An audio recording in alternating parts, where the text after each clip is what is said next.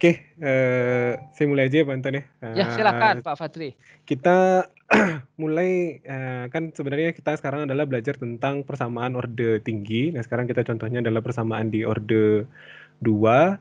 Nah, tapi kita ingin menyelesaikan persamaan orde 2 ini menjadi persamaan, suatu persamaan yang bisa diselesaikan menjadi persamaan orde 1. Karena penyelesaian persamaan orde 1 itu lebih mudah untuk, kita selesaikan yang kita sudah, lakukan, setengah semester kemarin. Nah, kita bisa lakukan dengan, pemisalan. Nah, saya akan contohkan dengan, pemisalan, yaitu dengan memisalkan salah satu variabel yang ada di persamaan orde 2 menjadi suatu parameter baru atau suatu variabel baru supaya persamaan tersebut bisa diselesaikan menjadi persamaan orde 1 terlebih dahulu, kemudian nanti akan diselesaikan lagi. Nah, saya akan ambil contoh dulu yang sederhana, yang modelnya fenomena matematika langsung. Misal pada persamaan, jadi kita akan belajar tentang namanya adalah reduksi orde 2 menjadi orde 1. Kelihatan ya Pak tulisannya Pak? Ya, kelihatan. Oke. Jadi orde 1. Nah, contoh misalnya yang paling sederhana dulu ya. Paling sederhana kita masuk misalnya contohnya adalah x dy kuadrat per dx kuadrat dikurang dy per dx sama dengan 0. Nah, ini contoh paling sederhana untuk kasus reduksi orde 2 menjadi orde 1. Nah, pada persamaan ini kita lihat ada variabel dy kuadrat per dx kuadrat. D kuadrat y per dx kuadrat. Kuadratnya nggak pas ya. Ya, D kuadrat y per Y. dx kuadrat dikurang dy per dx sama dengan 0. Nah, sekarang untuk penyelesaian ini, karena ini adalah sama orde 2, kita misalkan dy per dx itu sama dengan suatu parameter baru, yaitu misalkan z. Maka kalau seandainya dy per dx sama dengan z, maka kita bisa turunkan lagi dz per dx itu akan sama dengan d kuadrat y per dx kuadrat. Nah, hasil turunan inilah yang akan kita masukkan atau kita substitusikan ke dalam persamaan utama kita. Sehingga ini masih simpel ya contohnya. Ini kita masukkan maka akan jadi x dz dx kita pisahkan sama dengan sama dengan z. Nah, kalau bentuknya sudah seperti ini tentunya pasti sudah sangat-sangat mudah untuk diselesaikan karena parameternya sudah jelas. Kita tinggal memilih salah satu cara penyelesaian persamaan linear orde 1 untuk menyelesaikan persamaan ini. Nah, kita bisa misalnya ini kita pisahin, jadi nantinya adalah seper z dz sama dengan seper x dx. Kita tinggal integralkan, maka kita akan dapat ln z sama dengan ln x tambah c. Nah, kemudian kita tinggal cari nilai z sama dengan eksponen ln x tambah c. Maka yang kita dapat adalah x kali e pangkat c. Nah, ini belum selesai karena persamaan awal kita dalam bentuk domain dy per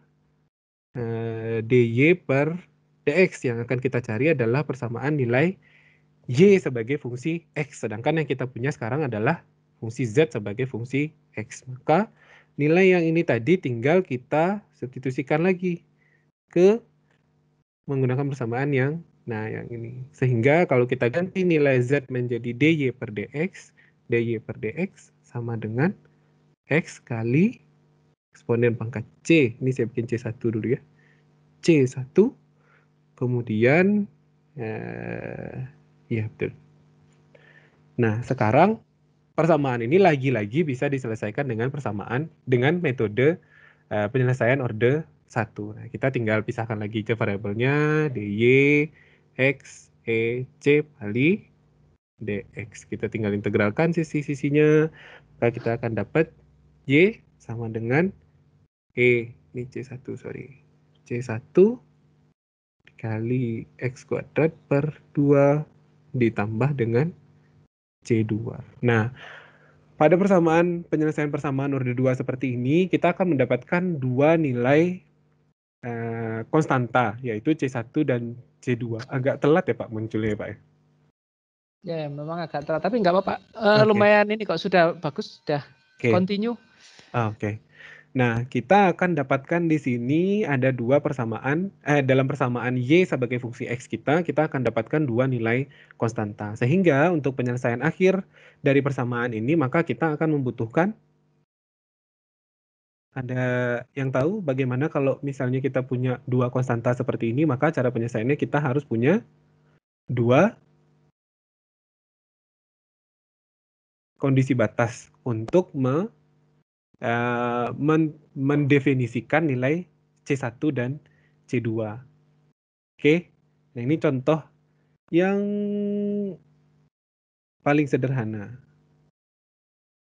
Oke, kalau contoh seperti ini, paham? Tahu ada yang ingin ditanyakan? Ini yang disebut Pak Anton tadi dengan penyelesaian bertahap, artinya kita pecah jadi dua kali penyelesaian orde 1. Pak, mau tanya kalau misalkan si C1-nya saya bikin len C1, apakah akan makin ribet? Yang mana? Yang plus C1. Jadi konstantanya saya bikin len konstanta gitu. Supaya jadi pas di itu ini jadinya XC gitu.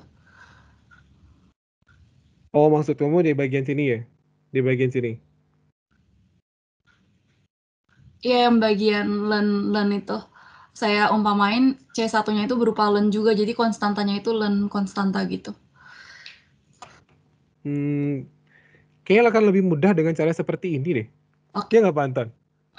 Kenapa? Saya perlu konfirmasi juga dari Pak Anton. Kalau misalnya C1 ini kita selesaikan, kita lenkan menjadi C1 gitu mana? Sepertinya lebih mudah kalau misalnya dalam bentuk eksponen C1 ini ya benar? Sebenarnya len C1 itu kan juga konstanta juga kan ya? Iya, len C1 kan jadi konstanta juga. juga. Iya.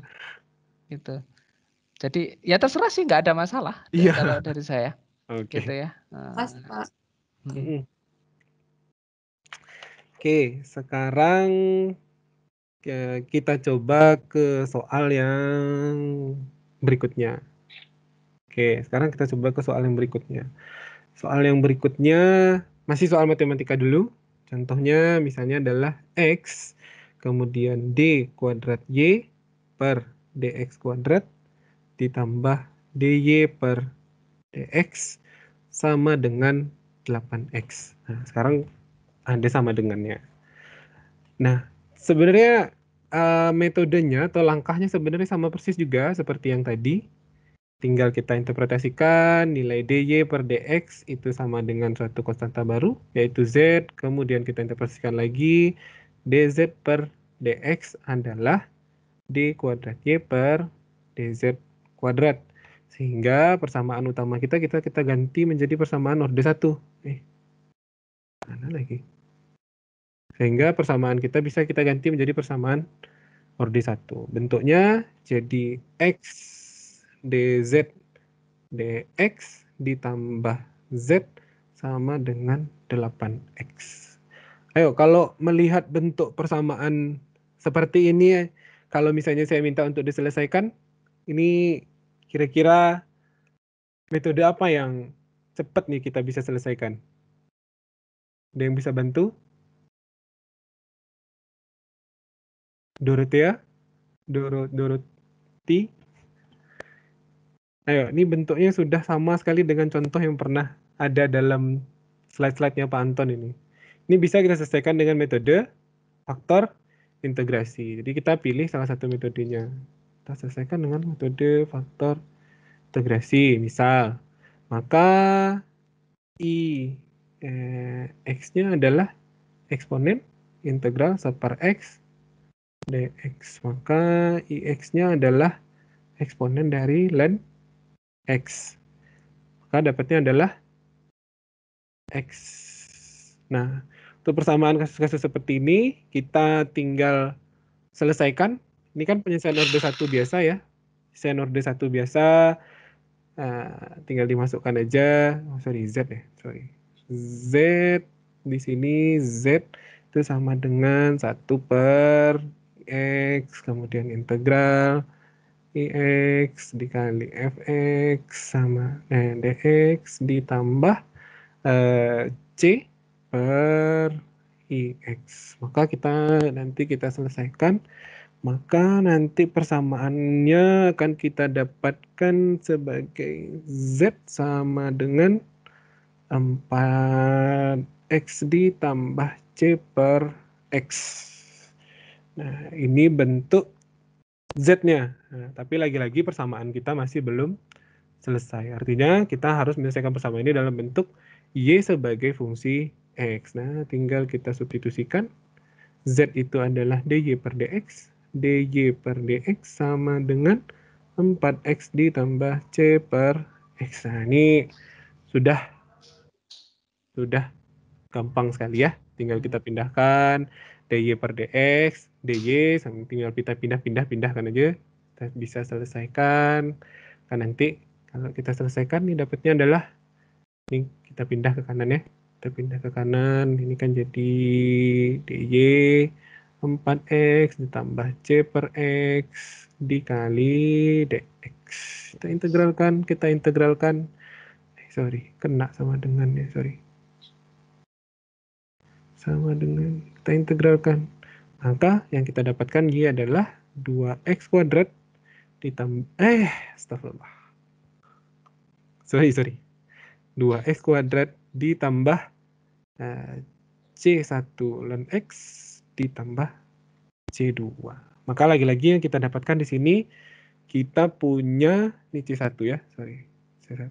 Kita punya dua nilai konstanta pada persamaan ini. Sehingga lagi-lagi untuk menginterpretasikannya, kita butuh dua persamaan syarat batas atau dua boundary condition. Oke, simple ya, gampang ya. Kira-kira ada yang kesulitan untuk memahami metode apa metodenya ya Bantu namanya? Kalau di buku-buku ada yang bilang namanya metodenya reduction order atau mereduksi orde 2 menjadi orde 1 sehingga bisa diselesaikan dalam bentuk persamaan orde 1. Ada yang ingin ditanyakan?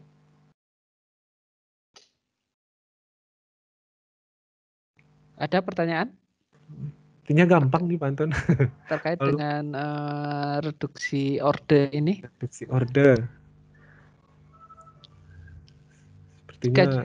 Jadi metode reduksi orde ini pernah keluar 2 kali setahu saya dalam ujian kita ya.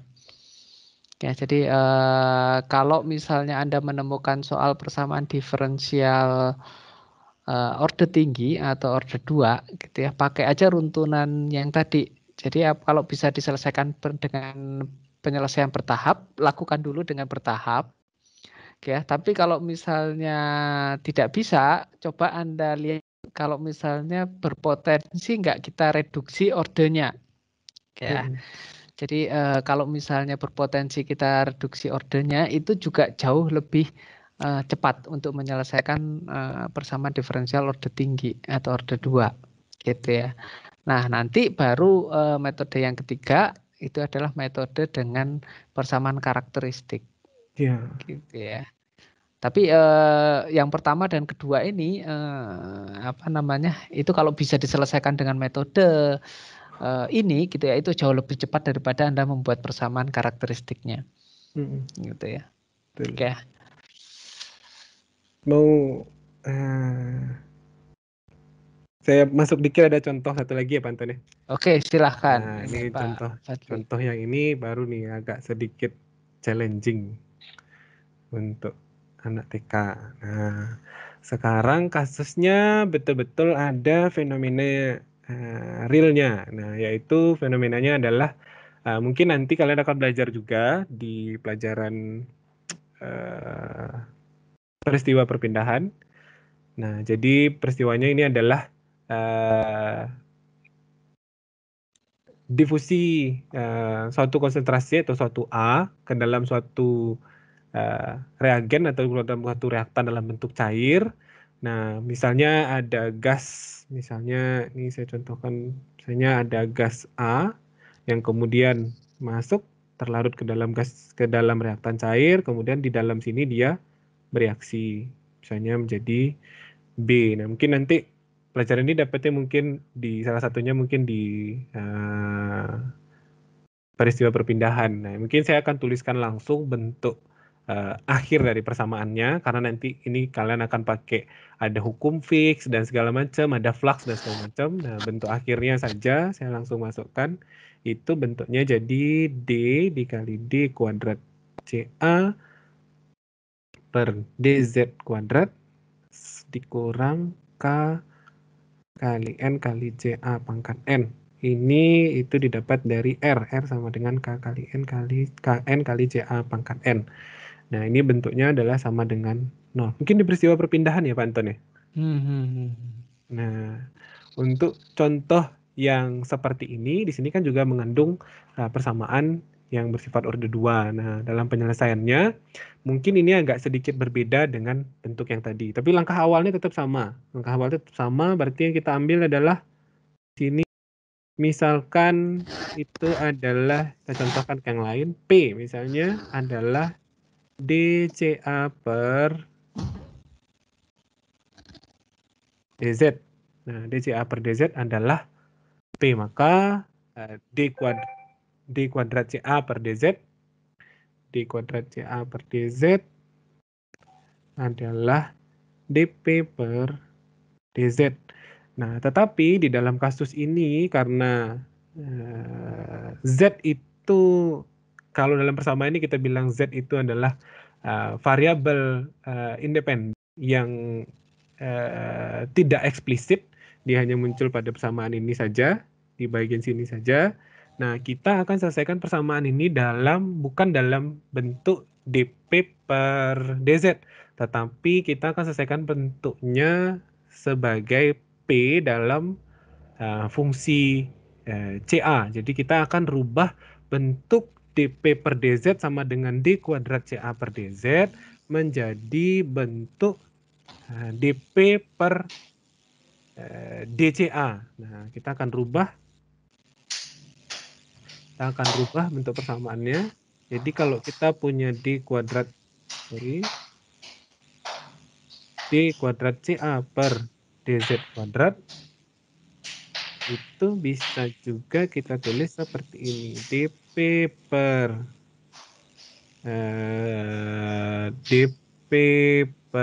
DZ, DCA per DZ kali DCA per DCA, gitu ya Pak Anton ya? DCA per DCA. Atau ini boleh juga dipindah sih. Ya, itu dipindah per langsung DCA. Nah, ini DCA per DZ. Nah, ini juga bisa ditulis seperti ini ya. Ini kan sama dengan DP per DZ ya. Kalau misalnya coret DCA kan DP per DZ. DP per DZ itu D kuadrat CA per DZ kuadrat. Nah, kasusnya di sini adalah kita selesaikan dalam bentuk DP per DCA. Yang kita ganti sekarang adalah DCA per DZ-nya. DCA per DZ itu berarti kita dapatkan adalah DP per DP per D dikali dengan P. DCA per DZ tadi P ya. Nah, ini P DCA per DZ. Maka itu adalah DP per DCA dikali P. Nah, sekarang kita masukkan kembali ke persamaan kita yang tadi. Kita punya persamaan awal bentuknya seperti ini. D kali D kuadrat CA per DZ kuadrat dikurang KN kali CA pangkat N kali CA pangkat N sama dengan 0. Nah, sekarang kita pindah ke persamaan awal tadi, maka kita bisa tulis D dikali, tadi kita tulis dulu ya, D kuadrat CA per DZ kuadrat sama D kurang K kali N CA pangkat N sama dengan 0. Nah, karena kita sudah punya fungsi yang sebelumnya, bentuknya D kuadrat CA per DZ kuadrat itu sama dengan DP per DCA kali P, maka kita bagi dengan D ya semuanya supaya kita bisa selesaikan ini, pindah D-nya ke sebelah kanan. Jadi ini dapatnya adalah DP per DCA kali P dikurang KN kali CA pangkat N dibagi dengan D sama dengan 0. Nah, bentuk seperti ini juga sudah menjadi persamaan orde 1 yang kita bisa selesaikan dengan mudah juga. P, DP, DCA-nya kita pindah ke kanan, KN per D itu konstanta, berarti nanti ini jadi P kali DP sama dengan KN dikali per D, ini konstanta, dikali C pangkat N dikali DCA. Maka kita bisa selesaikan bentuk persamaan P di sini. Kita dapatkan adalah P kuadrat sama dengan, ini kan 1/2 P kuadrat, 1/2 P kuadrat saya pindah P kuadrat langsung, 2-nya yang saya pindah ke sini. Kemudian ini adalah KN per D sebagai konstanta. Kemudian dikali dengan CA N tambah 1 dibagi N tambah 1. Dikali dengan, ditambah dengan 1 konstanta. Ini 1. Bentuknya juga bisa seperti ini. Paham sampai di sini? Saya rasa tidak terlalu susah juga untuk dipahami. Nah, berarti kita sekarang cari dalam bentuk P, maka P adalah akar minus 2 KN per D kali CAN tambah 1 dibagi N tambah 1 ditambah D1. P ini tadi sama dengan apa? DCA per DZ. Nah, maka kita sudah dapat persamaan orde 1 yang kedua, yaitu DCA per DZ sama dengan plus minus akar 2 KN per D dikali CA pangkat N tambah 1 dibagi N tambah 1 ditambah dengan C1. Nah, ini penyelesaiannya pun kita bisa selesaikan dengan persamaan orde 1. Jadi kita tinggal pindah-pindahkan aja. CA dengan, kita kelompokkan saja CA dengan CA, kemudian Z dengan konstanta yang lainnya. Nah, sebenarnya kalau ingin penyelesaian ini harus mungkin agak sedikit rumit karena harus memahami fenomenanya. Jadi kalau seandainya dalam, karena reaksinya ini adalah reaksi searah, kemudian, sekarang ini dulu, karena reaksi ini adalah reaksi konsumsi terhadap CA, maka bentuk DCA per DZ harusnya bernilai negatif. Artinya sepanjang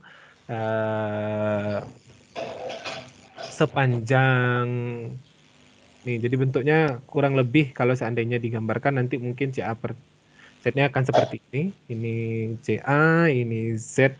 Sehingga bentuknya akar yang akan kita pilih adalah akar yang bernilai negatif. Kan di sini ada plus negatif ya. Ada plus minus. Akar yang bernilai negatif. Kemudian mungkin syarat-syarat batas seperti ini belum kali ya Pak Anton ya? Oke ya, memang belum sih. Nanti ya, mungkin ini ya, cuman ini menjelaskan cara penurunannya kurang lebih bisa digunakan. Ini contoh soal yang mendekati dengan fenomena yang terjadi di teknik kimia, salah satunya. Nah, tapi mungkin karena kalian belum tahu fenomena-fenomena seperti ini, mungkin akan sulit untuk menentukan syarat batas ataupun memilih akar-akar seperti itu tadi. Iya, itu mungkin Pak Anton. Saya dikit-dikit aja. Oke, jadi jangan khawatir kalau masalah syarat batas nanti dalam setiap soal gitu ya, itu syarat batas itu akan disampaikan, gitu ya. Jadi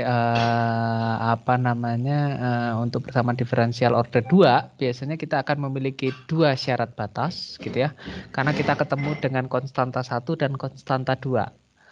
Nah, kalau misalnya persamaan diferensial orde 2, syarat batas yang pertama itu adalah turunan pertamanya. Ya. Jadi batasan di turunan pertama gitu ya, bernilai tertentu. Ya. Nah, kemudian syarat batas yang kedua itu adalah pada saat entah itu T sama dengan 0 atau entah itu sama dengan ini, nilai absolutnya berapa. Ya, jadi dua syarat batas yang nantinya akan kita butuhkan untuk menyelesaikan bentuk persamaan diferensial order 2 itu akan menjadi penyelesaian yang spesifik gitu ya. Kalau enggak nanti keluarnya adalah bentuk penyelesaian yang general saja. General itu maksudnya nanti akan ada keluar sebagai konstanta 1 dan konstanta 2. Ya, nah untuk mendapatkan jawaban spesifik terhadap kasus kita, nah kita butuh dua syarat batas. Salah satunya syarat batasnya itu dalam bentuk turunan pertamanya dia. Seperti kemarin kalau kita melihat contoh kasus kita yang kemarin yang berhubungan dengan yang namanya apa kemarin DT ya, temperatur di pusat bola ya, kita perhatikan bahwa di situ tidak ada gradien. Ya, nah itu bentuk syarat batas penyelesaian untuk yang masalah temperatur di bola gitu ya. Jadi ada satu syarat batas itu dalam bentuk turunan pertamanya dia ya. Yang paling mudah itu biasanya adalah kalau enggak di luar ya, bagian sisi terluar ataukah sisi yang paling dalam atau di sumbunya. Ya. Di situ biasanya itu adalah nilai turunannya itu bernilai 0. Gitu. Oke.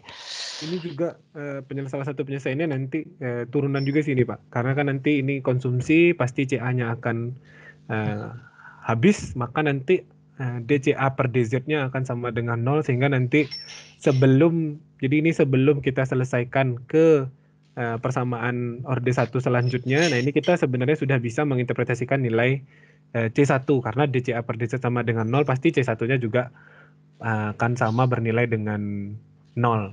Nah, maka nanti bisa diselesaikan lah. Kurang lebih begitulah, Pak. Oke ya. Takutnya pusing mereka nanti kelihatan fenomenanya. Ini pernah keluar di UTS 2 gitu ya tahun 2013. Wah, pernah keluar ya, Pak? Yang bikin soal saya lagi.